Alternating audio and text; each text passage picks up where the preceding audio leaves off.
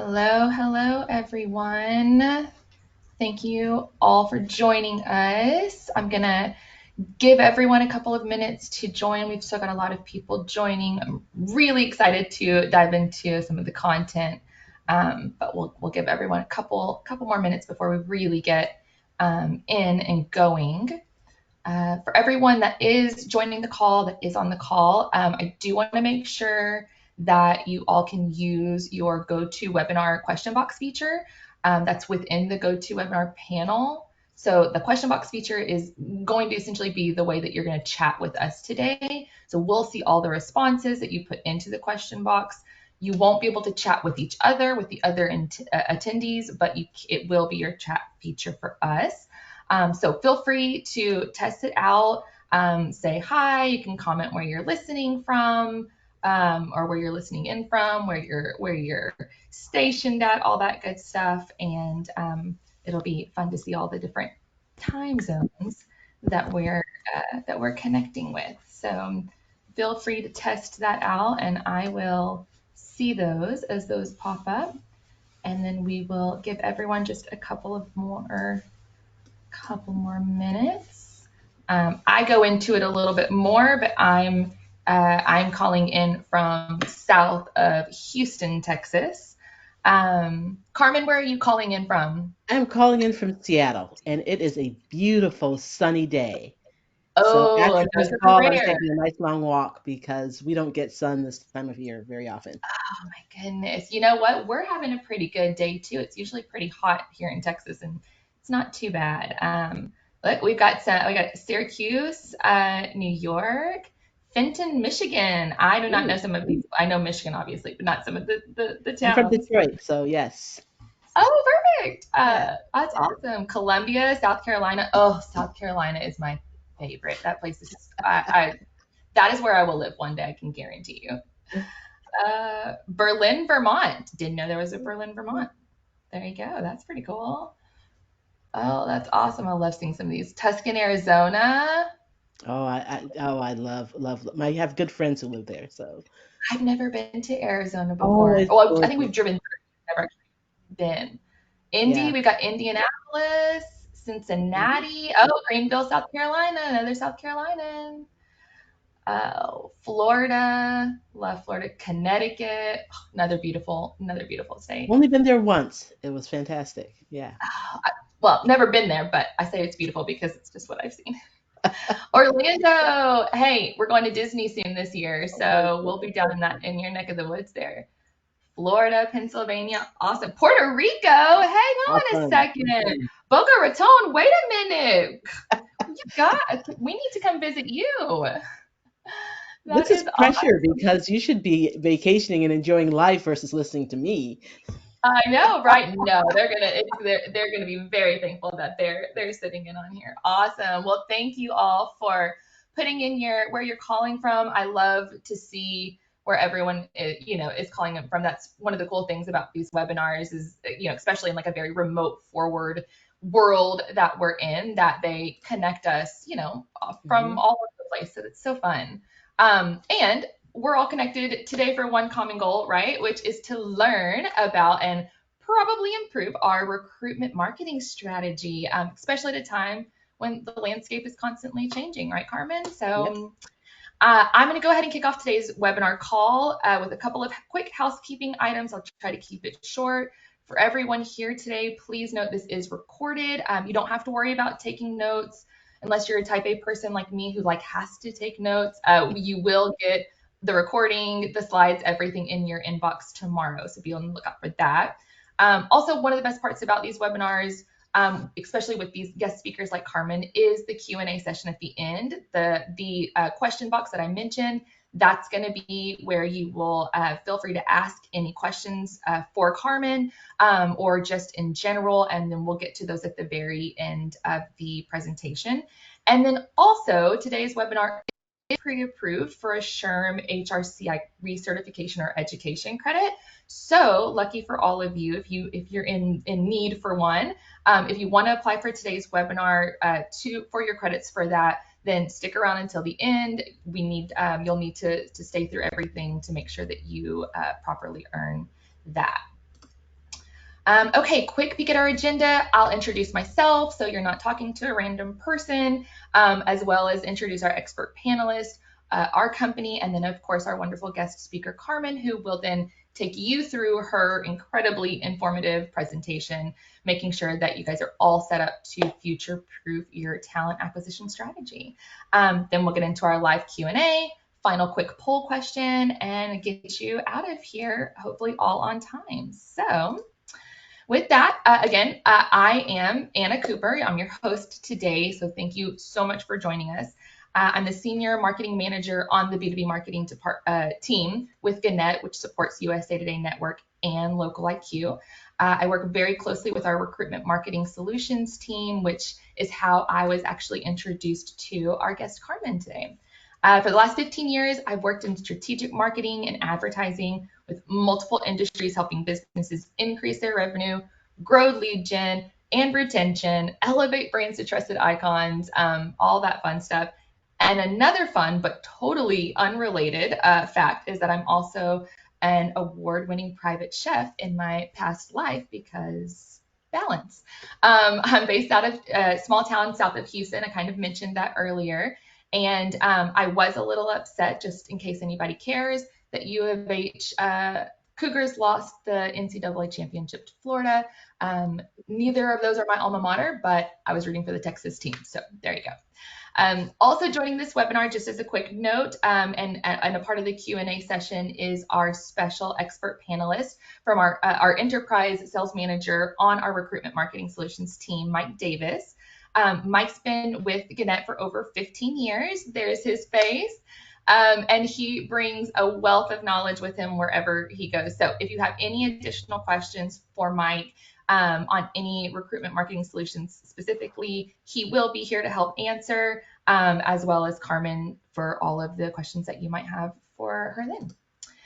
Okay, so I mentioned I'm here with USA Today Network, Local IQ. I know we are here to talk about the future of talent acquisition. I truly believe, however, that our company and the recruitment marketing solutions that we offer are bar none in these areas. Everything we pride ourselves on to help our current clients is an incredibly effective combination of Local IQ's advanced technology and their cutting edge data analytics and USA Today Network's timeless traditional solutions, national reach, and local heart to provide a complete end-to-end range of recruitment-specific marketing solutions for everyone. Helps organizations like all of yours and with all of your hiring strategies. So as you're learning from Carmen today, just know that we've got all the tools you need to implement what she'll be discussing to sort of help in all of that and help elevate your recruitment strategy in the future. Our goal here is to help build your presence by using our technology to engage with potential candidates at every opportunity. We're here to drive awareness of your jobs and company, hook candidates' interest with smart recruitment marketing campaigns. With effective content marketing, we help you grow and connect with your prospective candidates even before the first interview. All of this we do, and we deliver effective results across multiple digital channels with efforts that are built around your unique recruitment goals. So if that's a lot, also don't worry, because we also do have our one-on-one personalized consultative services. You may even get lucky and get to talk to Mike one day. So there you go. Lastly, just so everyone knows, we are a proud premier partner with all major advertising platforms, which our clients definitely benefit from. Being a premier partner isn't just something granted, that to make marketing platform or to any marketing platform or company out there. Let's see. Can y'all see the slide? Carmen, can you see the slide? I just want to make sure we're all good here. I am not seeing slides, but Oh, we're not seeing any slides? Someone let me know in the comment box if you're seeing slides. Sorry, I was kind of going through this and then I got a note that someone may not be seeing any slides. Does everyone see this?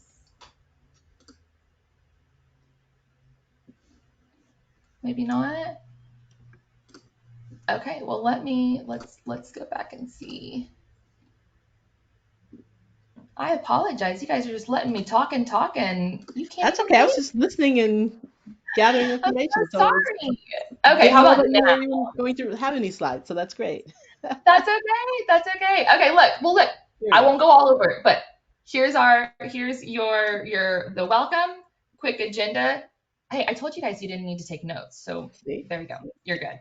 Yeah, Um, you're right. there's about me, and of course Mike. Although you've already seen his great face, I mentioned a lot of the different solutions that we have, that USA Today Network and Local IQ have. And then, of course, this was just kind of going through. And I'm sorry, that was a lot of information for you not to see any slides. So I apologize for that. But now you'll see them and you'll definitely get them in your inbox. So you're all good. But there you go. So this is sort of where we were at. This was just a quick glance at our premier partnerships with a lot of our advertising platforms, and just reminding everyone that these aren't granted to just anyone. That it's really for companies that that have clear campaign success for their companies, and for their customers, display like thought leadership, and it's just a very elevated and honored um, award or representation there. So there you go. Okay. Awesome. Everyone is saying that they can see them now. So again, apologies, you were just going to sit back and listen, and that's fine. Okay, so let's get into it now after all that fun stuff. So, this is our last introduction, our most important, in my opinion, and it is my pleasure to introduce everyone to Carmen Hudson, who has been here on your screen. So, Carmen is an author and talent acquisition expert. She's a self described recruiting geek, which is perfect for this, who spent years learning, creating, and sharing recruiting and resources best practices. She spent over 10 years as a consultant and a trainer at Recruiting Toolbox, helping high profile companies develop strategies to attract and select talent, and helping recruiters, recruiting leaders, hiring managers hone their skills necessary to identify and hire top talent. She's also, because just wait, led corporate recruiting teams, built recruiting software, co founded a tech recruiting conference, founded a curation site for recruiters, recruiterhunt.com, trained recruiters and hiring managers, and consulted to hiring teams globally with companies like Yahoo, Starbucks, Microsoft, Amazon.com, and Capital One.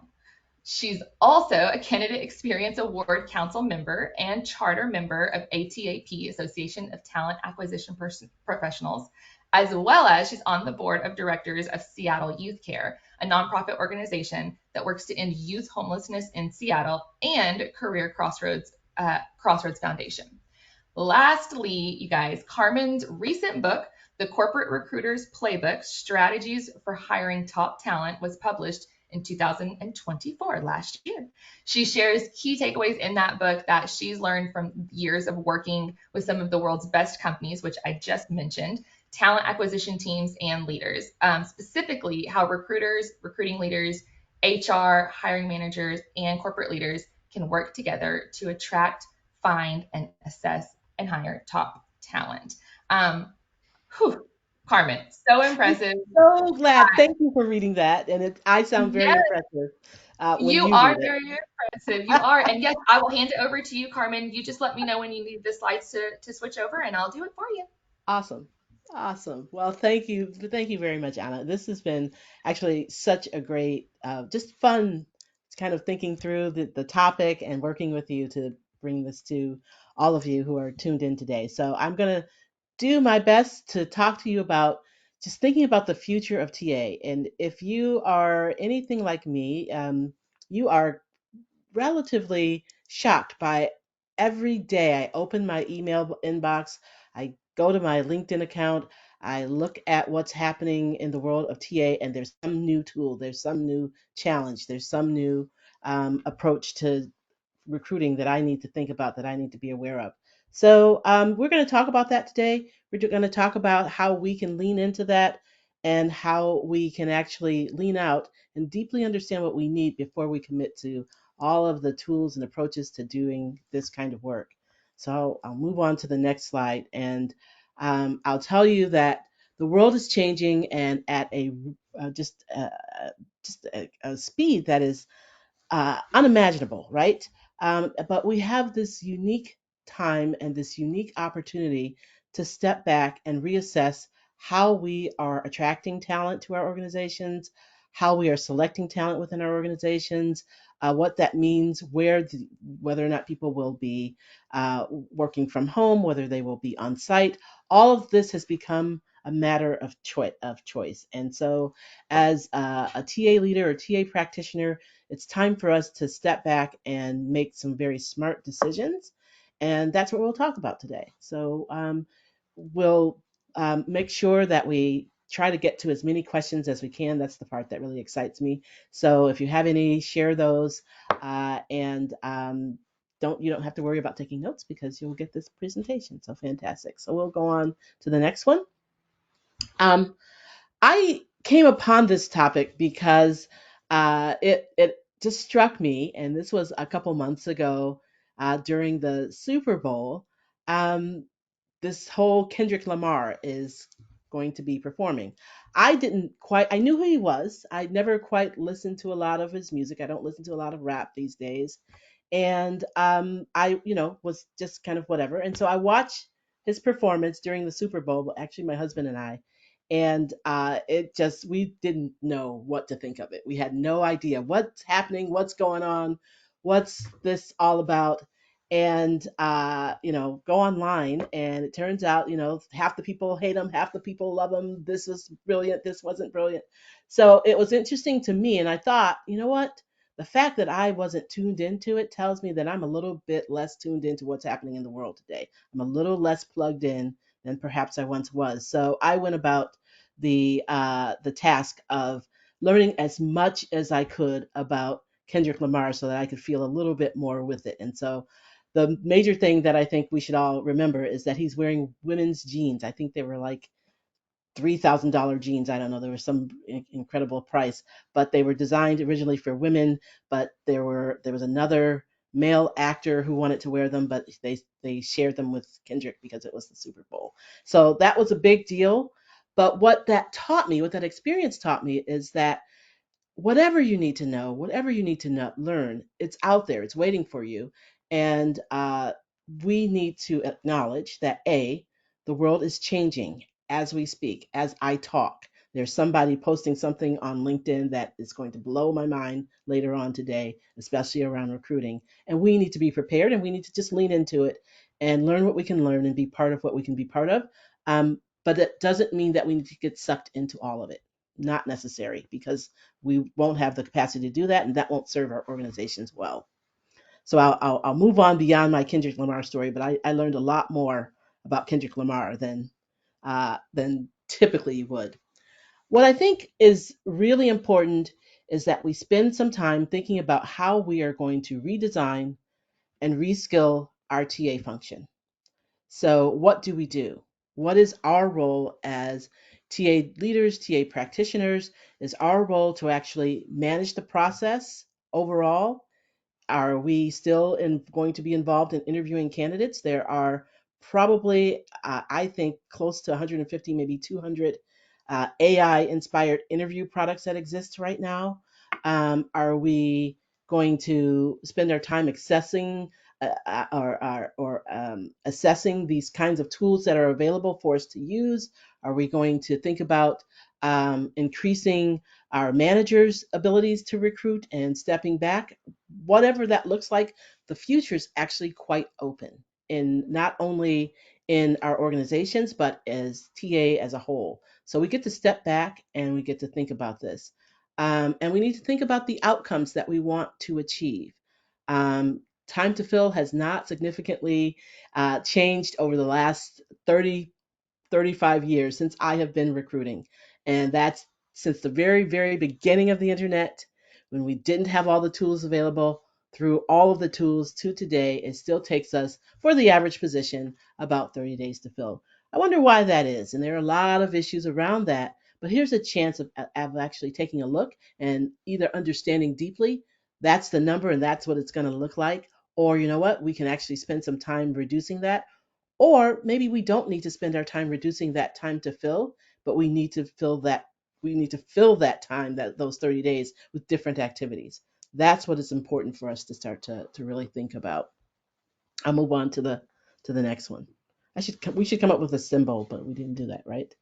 I think one of the biggest things to think about is that our labor pool is changing. So, as we think about the number of people who are entering the workforce, that has decreased. We are looking at a labor force that is aging, and some that are staying within the workforce for longer periods of time, some that are leaving.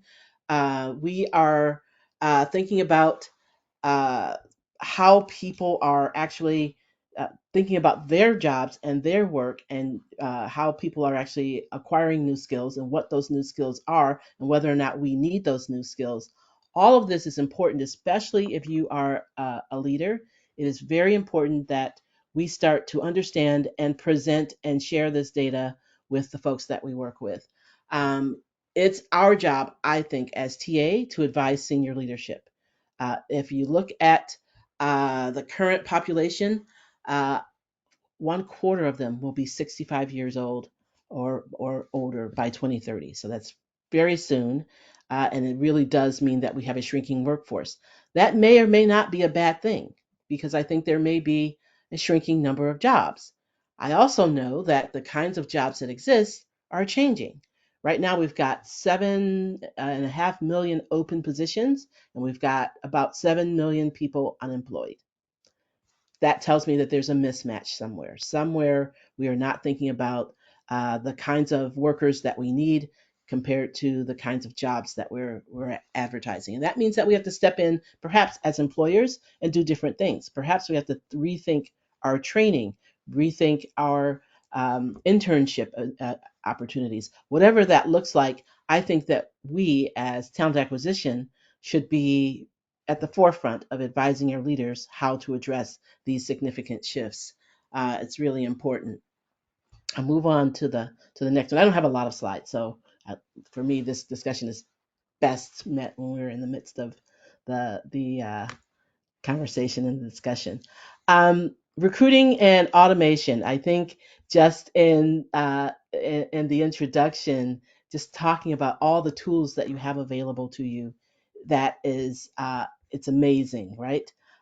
You're seeing all kinds of technology that are coming out, and it is every day there's a new technology, there's a new group of folks merger. I was just reading about what's happening within Workday, and I haven't taken a look at Workday in probably 5, 6, 7 years. I need to go back and take a look at Workday, is what this is telling me. Not that I'm, thinking about any particular product or any particular technology. I need to be abreast of them all. And so I have a weekly practice myself of I try to get at least a couple demos in every week, just so that I understand what's new, what that looks like.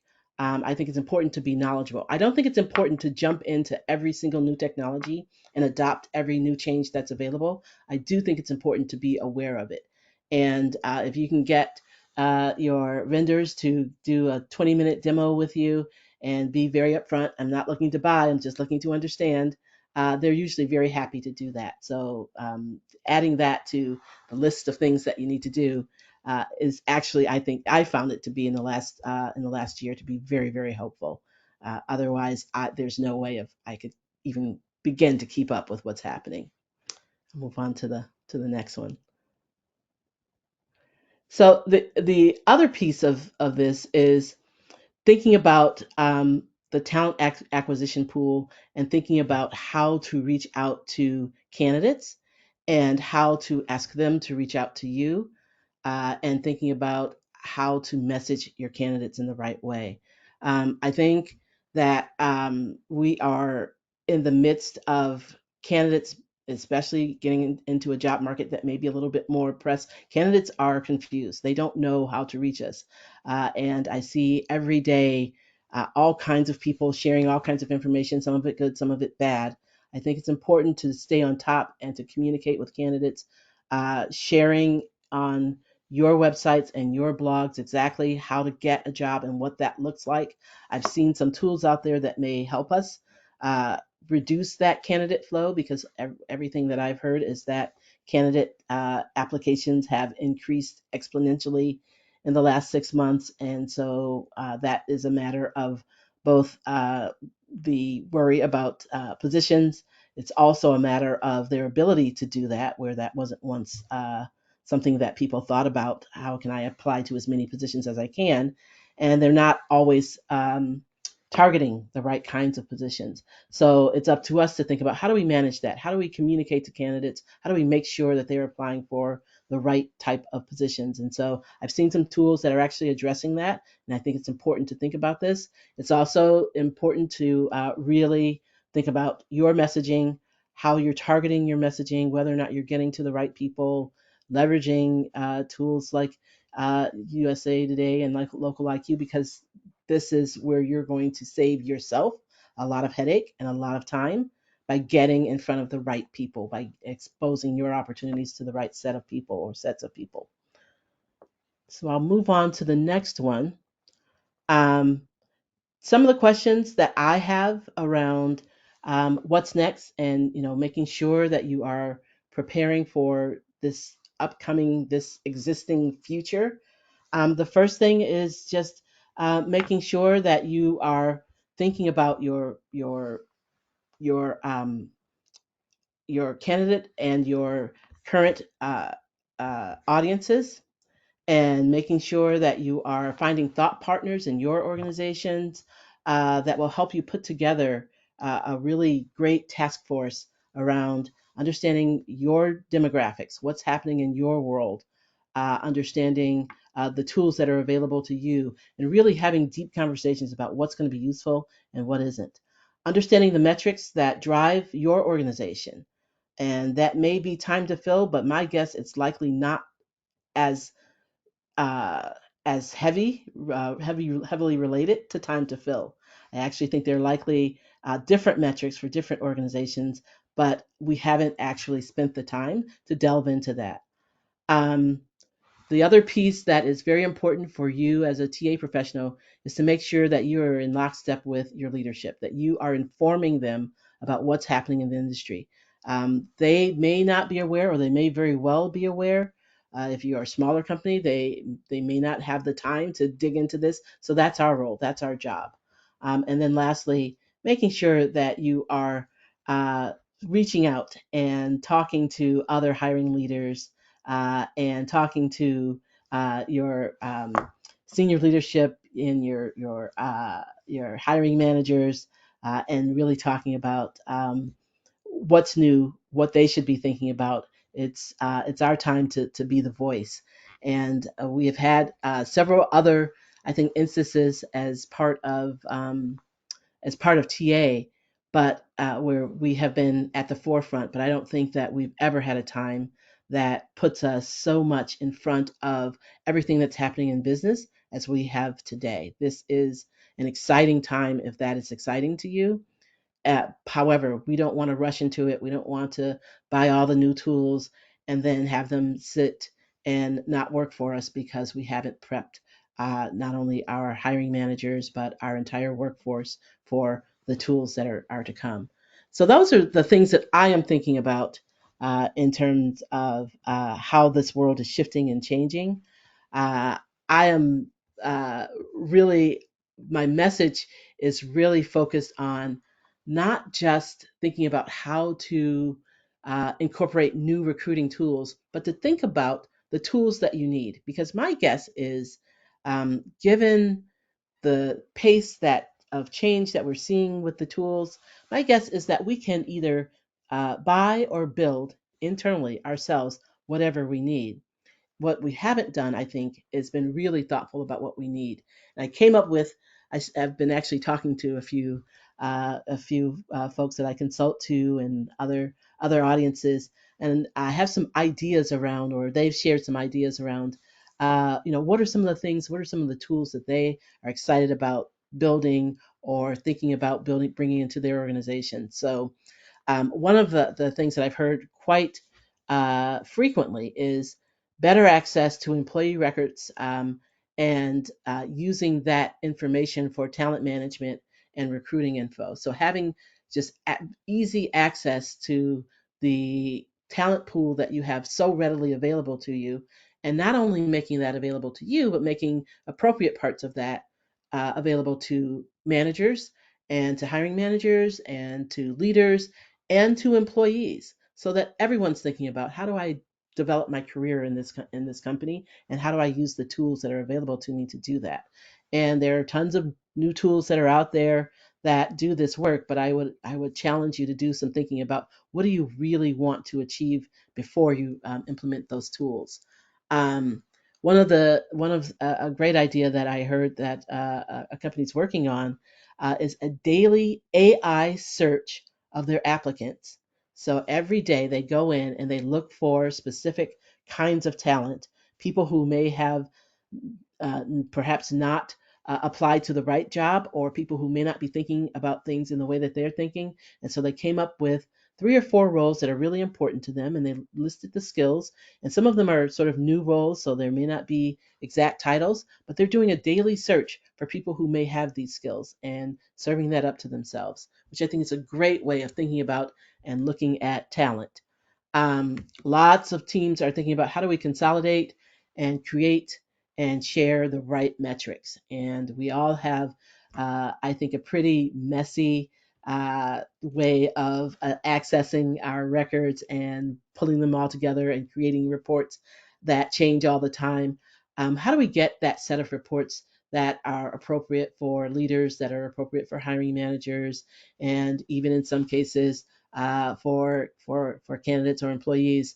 How do we actually develop and deliver something that's easy to use, that gives us the information that we need, that is up to date in real time, and that kind of information? So I know of many HR teams or recruiting teams that are working on that.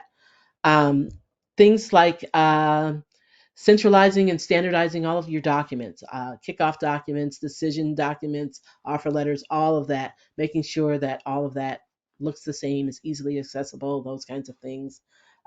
Something like um, automating the reports that get rolled out after a hire is made. So thinking about individually composing or compiling all the details of a candidate's journey, summarizing their email threads, including their, maybe a truncated version of their resume, um, understanding what happened during their interview for the manager, and understanding perhaps even areas of improvement, again, for the manager, maybe the manager and the candidate, and having that information consolidated and delivered up to you. I think managers would love something like that. So I've got a friend in the business who's working on that. Thinking about, you know, automated digital assistants for recruiters, hiring managers, candidates, all of that. These are all ideas that I think individual recruiting leaders and recruiting managers and recruiters actually can put their, if they can set aside what we have now, if they can even set aside how we get information now and think about from a fresh perspective, what is it that we need? What is it that we'd like to build? And then go in search of tools or go in search of help in building these things. I think we'll find ourselves in a much better state than we are now. Which right now, I can't imagine being in a recruiting leadership role and every day getting a message about a new tool that sounds really great, but having no way of comparing that to what it is that I really need. So taking the time to think that through, I think, is really important. So I'll stop there. I've got tons of comments and questions and all of that. But I will love to entertain and listen to the questions that you bring. Please stay in touch with me. Please link in with me. You can email me, Carmen@carmenhudson.com. And it's just been a pleasure to sit here and spout off on all the things that I think are important. Awesome. Thank you so much, Carmen. I appreciate all of your thoughts and your ideas and your information. I'm sure everyone else is going to find a lot of this incredibly valuable as well. I had just a quick reminder up here of what we call these thought starters, just almost this repetition, right? You learn by Mhm. repetition, you remember by repetition. And these are just some of the kind of highlights that I pulled from your presentation, just some of the key, the key takeaways there. Obviously, this isn't everything that Carmen went through, and it doesn't do it justice, but I thought that this would be a really good reference back to some of your slides when people are watching the recording or looking through.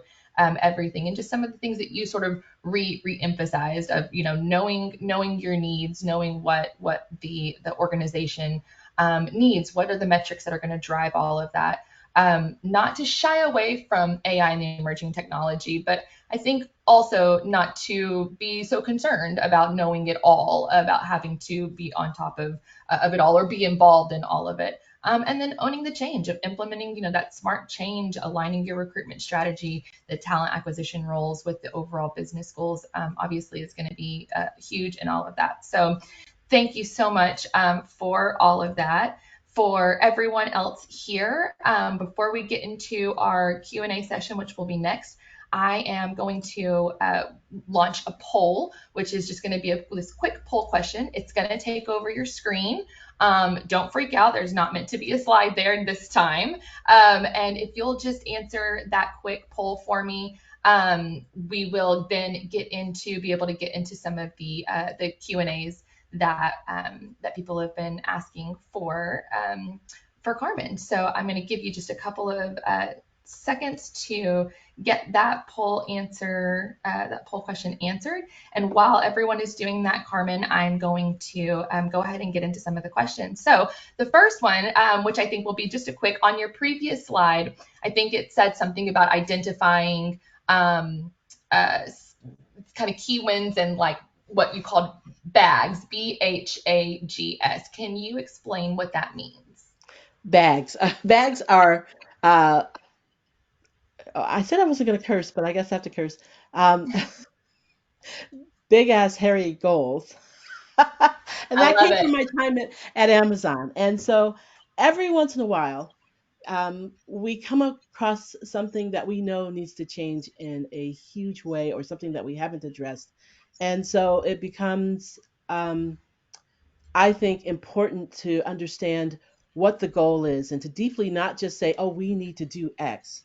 We need to increase the number of technical hires that we're making. It becomes really important to understand why we're doing this. We need to address our new standing as technologists in this industry. And so we need to make sure that we have the right technology. So, really doing the thinking around, I'm setting this big goal, here's what it looks like. It's going to be difficult to achieve this because we've not done this before. And here are all the things, doing those thinking sessions where you're thinking through, here are all the details that we might encounter. And, when I was at Amazon, you start backwards. You'd actually write, your success paper about, this is what it looks like when it's running successfully, and you work backwards from there. You actually spent a lot of time thinking about what went into that success paper. And you'd also think about, what are all the details that align with making that happen. So I took from that experience, really, you can't take on too many of these. And I usually go in with an annual plan, and within that annual plan, I'll think of two or three goals that I can accomplish throughout a quarter that are really big BHAGs. So Nice, yeah. nice. Awesome. Okay. Hey, you know what? That the cussing is fine. We're good. um, okay. So this other one, there's a huge push to use AI for recruiting. My concern is losing the human touch or overlooking talent with disabilities. What are your thoughts on that? So a couple of thoughts. So the first is, it's not either or. Everyone's placing, is it, are we going to have, great recruiting teams, or are we going to have great technology? You're going to have both. And that's just the way it is. You may have fewer recruiters and more technology. You may decide that our environment requires more recruiters, whatever that looks like. But you will most likely have both, and that's really important to keep that in mind.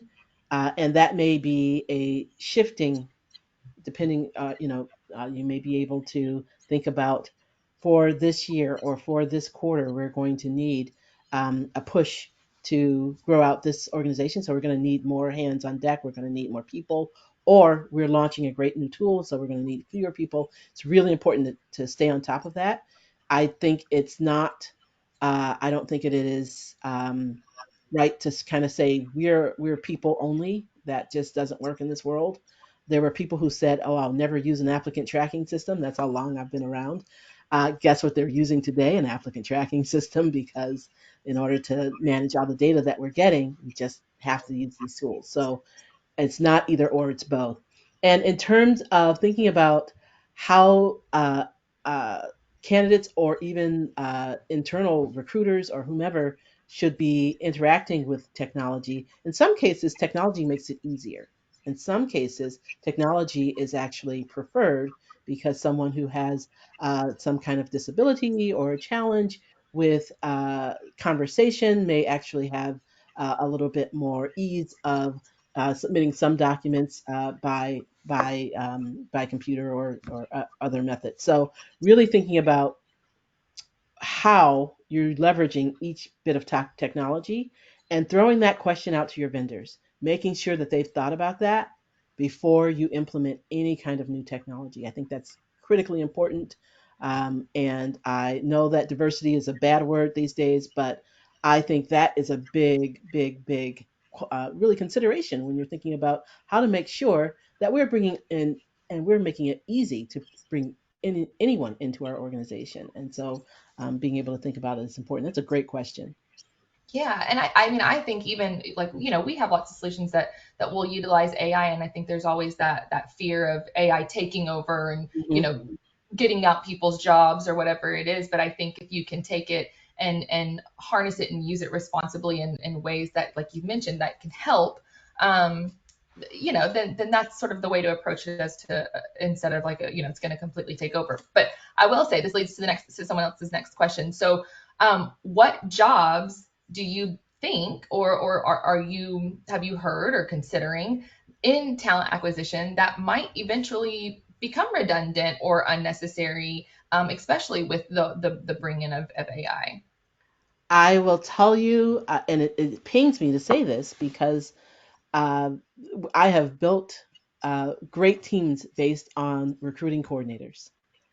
And so their jobs may be changing because a lot of the appointment scheduling, that piece of it, it can be automated. And there are plenty of tools out there that are really being built specifically to handle recruitment and appointment setting. So that job may be changing quite a bit. And so thinking about that. On the other hand, I see jobs that are thinking about TA from the standpoint of the technology that we have, but also thinking about um, uh, how we're actually delivering what we deliver, understanding the scale at which we're recruiting, that piece of it, much more of an operational kind of role. I see that increasing, and there's a conference that's happening.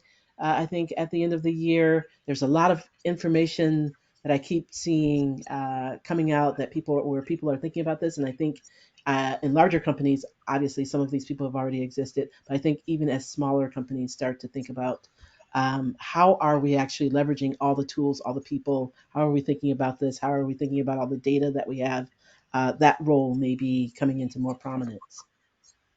Awesome. Yeah. And so, okay, well, here's sort of another one I think that kind of goes along with this. So, obviously, there's some new positions or different positions that you think that might go be increasing. What you kind of touched on this a little bit before. What kind of tools do you think might either be coming or are here that can enhance someone's talent management process, recruitment process, all of that? I'm pretty excited about tools that help me help people understand how and when and where to apply. I think right now we are all just overwhelmed by the number of people who are applying, and we have just gotten into the habit as candidates of just blasting our resume anywhere that it will go. We all have these databases of millions and millions of contacts that we never go back and we never leverage.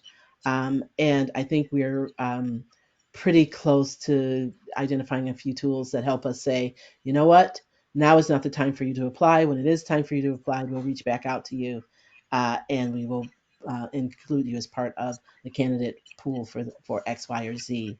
And there are lots of things, lots of issues to think about when you're thinking about a tool like this, because this will definitely decrease the number of people who are able to apply for your roles. It will increase likely the number of people who have um, contact with your company. So there are people who will say, "Hey, I'm interested in working for you." There's a tool that says, "Great, we have jobs XYZ that match who you are, and we'd encourage you to apply for this one. This one is probably too junior or too senior for you, so we don't encourage that." That is, I think, fantastic use of technology. Really thinking about it from a lot of different angles, right? As a candidate, I want to make sure I'm applying to the right job. As a hiring manager, I want to make sure I'm getting the right candidates. As a recruiter, I want to get that number of candidates to something that can be more manageable. So, really thinking about those kinds of things. There are a ton of tools that are helping us address interviewing, and assessing candidates. And I would continue to push on those. I've seen quite a few of them, and some of them are quite impressive depending on the job. Uh, some, especially when you're talking about entry level roles and your non professional roles, some of them are actually very good at assessing qualities and skills that are important for those kinds of jobs. You want to make sure that you are getting something that's right for your company and for your role. And everything I can't I every day there is something that just boggles me, and like, why didn't I think of that? Why didn't I think of that? That's If fantastic. only. If only. Right. That's awesome. Well, someone had a comment, and I wanted to just say they said, "I believe the human connection for recruiting is essential, and hope it never changes." And I'm sure you agree. I 100% agree, because you know what? In the end, you're asking someone to join an organization, and you are assessing whether or not they fit into the organization, but they are assessing us at the same time. And so if you are don't can't answer those questions, if you can't figure out if this person, one of the things that's interesting to me is I think a lot of the tools are really good at assessing skills. So your ability to do X, Y, or Z, or your knowledge of this particular function or industry. What I think tools are not great at doing is understanding whether or not someone fits into an organization. And I'll give an example. Whether or not they have the kind of um, uh, the ability to communicate in a way that would be effective in the organization. So I use my example of working at Amazon. And at Amazon, we were just a very we were very driven by communication, both vocal and written. And so, even if you were a technologist, if you had a great idea and you weren't able to write it up, if you weren't able to talk through and defend that idea within a group of people, you probably weren't going to be very successful there, especially as you grew into more senior roles. So, when we're interviewing, when we're selecting people, we look for people with those kinds of skills, or at least with the ability to learn, the ability and the desire to learn how to acquire those skills. So that's really the piece that we do well as recruiters, and that's really the piece that we have to make sure that we have our eyes on. And even if we're using tools to help us, it definitely requires, I think, the just the oversight of a human to make sure that it is done well. Sure, absolutely. Okay, so here's one more, not totally related, but still a good question, I think. So we'll get your thoughts on this. What other employment areas are headed for a large decrease in workers, and what would this mean for existing workers? I I think that's interesting, because um, here's what I see happening.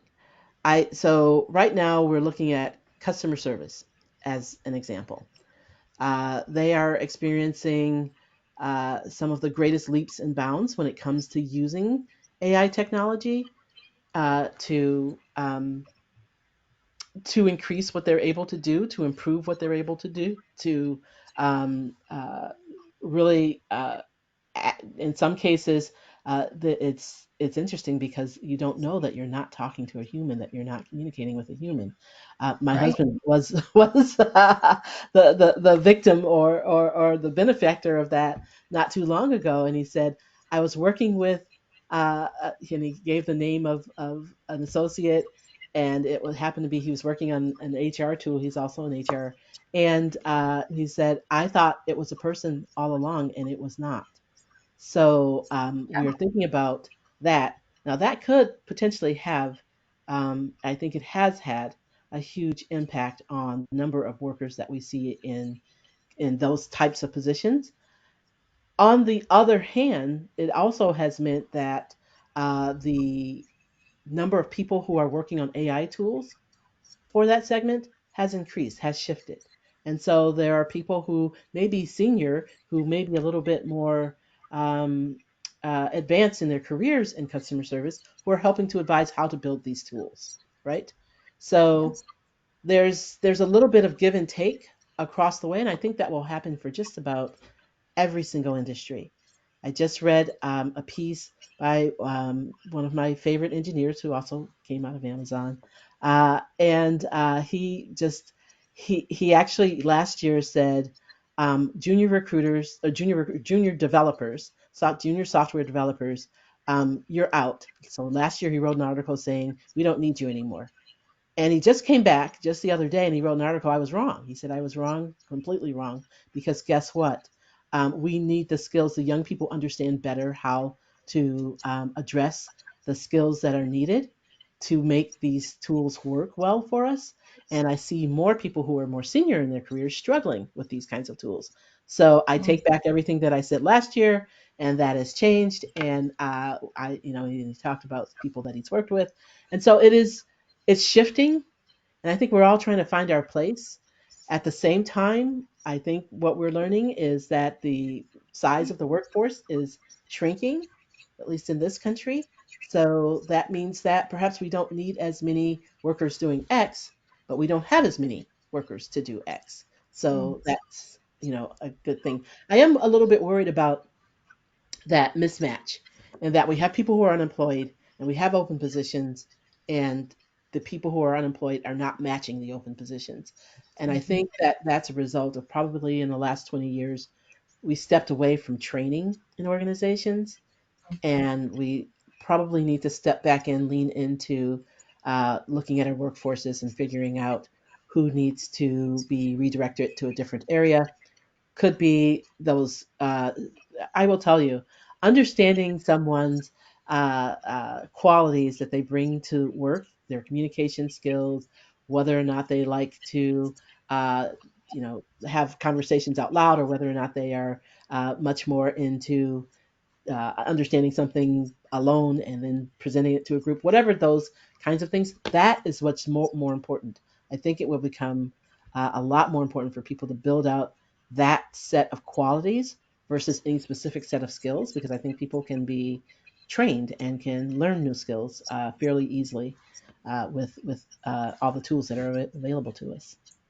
Yeah, no, that's great. I'm sure Mike is chomping at the bit because I was just thinking I know that our company has these solutions that have these AI, chat boxes and chat bots and things that help along with that. And I know we also have a lot of really good targeted advertising and marketing solutions that help try to make that perfect match. So Mike, I was thinking about you this while she was kind of going through all of that.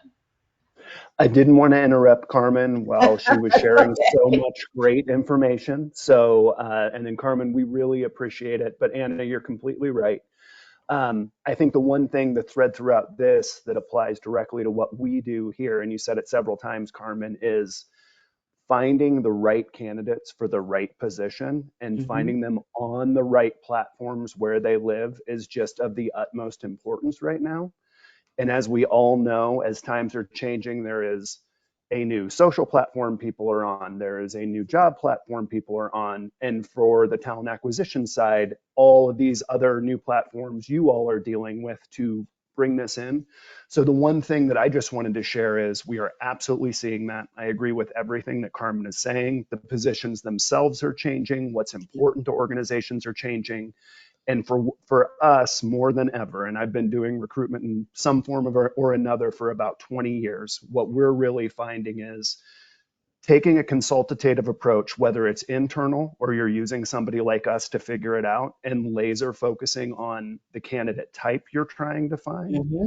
and then where those people are living and consuming media and consuming, going through their daily lives, and informing them. And the other thing that's changed from the recruitment side is what's potentially important to those candidates. We That's know it. that pay is going to be important to candidates, but there's so much more that's more important now than it ever has been.